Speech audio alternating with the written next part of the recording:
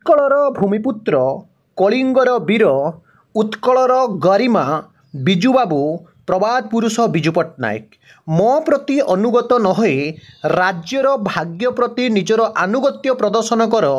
ଏ କଥା ଆଜି ମଧ୍ୟ ବିଜୁ ଜନତା ଦଳର ଅଫିସିଆଲ ସାଇଟ୍କୁ ଯିବେ କିମ୍ବା ଯେକୌଣସି ଜାଗାରେ ଦେଖିପାରିବେ। ନବୀନ ଓଡ଼ିଶା ସଶକ୍ତ ଓଡ଼ିଶା ଏ କଥା 4.5 କୋଟି ଓଡ଼ିଆ ଭଲ ଭାବରେ ବୁଝିଥିଲେ। କିନ୍ତୁ ଆଜି ମାନ୍ୟବର ମୁଖ୍ୟମନ୍ତ୍ରୀଙ୍କ ହୃଦୟରେ ଯେଉଁ କହ ଯେଉଁ ଦୁଃଖ ସେ ଦୁଃଖ ପାଇଁ କିଏ ଦାୟୀ ସମସ୍ତେ ଜାଣିଛନ୍ତି।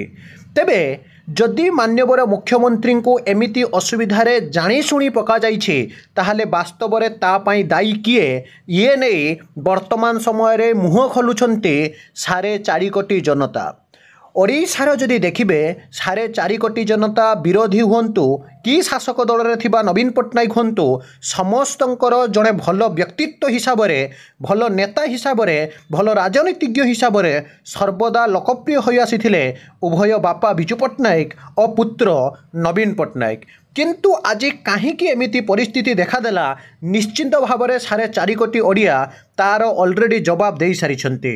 ସବୁ କ୍ଷେତ୍ରରେ ରୂପାନ୍ତରିତ ଓଡ଼ିଶା କ୍ଷିପ୍ର ଗତିରେ ଓଡ଼ିଶାକୁ ବିକାଶର ଶୀର୍ଷ ସ୍ଥାନରେ ପହଞ୍ଚାଇବା ପାଇଁ ପଞ୍ଚମ ପାଳିରେ ସଭାପତି ତଥା ମାନନୀୟ ମୁଖ୍ୟମନ୍ତ୍ରୀ ଶ୍ରୀଯୁକ୍ତ ନବୀନ ପଟ୍ଟନାୟକଙ୍କର ବଳିଷ୍ଠ ପଦକ୍ଷେପରେ ମହିଳା ସଶକ୍ତିକରଣ ହୋଇପାରେ ଐତିହ୍ୟ ବିକାଶ ହୋଇପାରେ ଅତ୍ୟାଧୁନିକ ସ୍ୱାସ୍ଥ୍ୟ ସେବା ବିଜୁ ଯେଉଁ ହେଲ୍ଥ କାର୍ଡ଼ ହୋଇପାରେ କିମ୍ବା ଆଇଟି ହବ୍ ହୋଇପାରେ ବିଶେଷ କରି ବିଶ୍ୱସ୍ତରୀୟ କ୍ରୀଡ଼ା ହବ୍ରେ ଆପଣ ଯଦି ଦେଖିବେ ବିର୍ସା ମୁଣ୍ଡା ଷ୍ଟାଡିୟମ ହୋଇପାରେ କିମ୍ବା କୃଷି କ୍ଷେତ୍ରର ସମୃଦ୍ଧି ସାଙ୍ଗକୁ ଆଦିବାସୀମାନଙ୍କର କଲ୍ୟାଣ ଏବଂ ଯୁବକମାନଙ୍କ ପାଇଁ ଯେଉଁ ନୂତନ ଉନ୍ନତ ଯୋଜନା ବା ନୂଆ ପ୍ରୋଗ୍ରାମ ହେଇଥିଲା ବିଶେଷ କରି ଓଡ଼ିଶା ରାଜ୍ୟକୁ ବିଶ୍ୱସ୍ତରରେ ଭିତ୍ତିଭୂମିରେ ପହଞ୍ଚାଇବା ପାଇଁ ଏବଂ ବିଶ୍ୱସ୍ତରରେ ନିବେଶକମାନେ ଆସି ଓଡ଼ିଶାରେ ଖଣି ନିବେଶ ସାଙ୍ଗକୁ ଓଡ଼ିଶାରେ ଯେଉଁ ସବୁ ଶିଳ୍ପ ନିବେଶ ପାଇଁ ମଧ୍ୟ ପ୍ରସ୍ତୁତ ଥିଲେ ସ୍କୁଲ ଓ କଲେଜ ରୂପାନ୍ତରକରଣ ହୋଇପାରେ ମହିଳା ସଶକ୍ତିକରଣ ହୋଇପାରେ ସବୁ କ୍ଷେତ୍ରରେ ଦବଦବା ଥିଲା ମାନ୍ୟବର ମୁଖ୍ୟମନ୍ତ୍ରୀ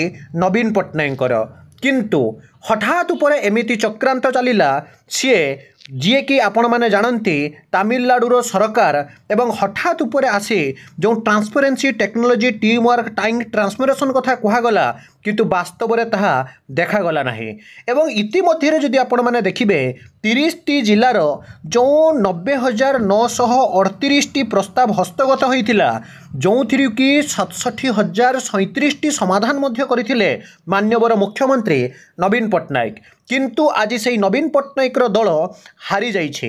ଶୁଭୁ ନାହିଁ ଶୁଭ ଶଙ୍ଖନାଦ ଦିନେ ହୁଏତ ଓଡ଼ିଶାରେ ସବୁ ଜାଗାରେ ଯାହାକି ପ୍ରତିଧ୍ୱନିତ ହେଉଥିଲା ଏବଂ ଗୁଞ୍ଜରିତ ହେଉଥିଲା କିନ୍ତୁ ଆଜି କାହିଁକି ବନ୍ଦ ହୋଇଗଲା ସେହି ଶଙ୍ଖନାଦ ତାହା ସମସ୍ତେ ଅଳ୍ପ ବହୁତ ଜାଣନ୍ତି।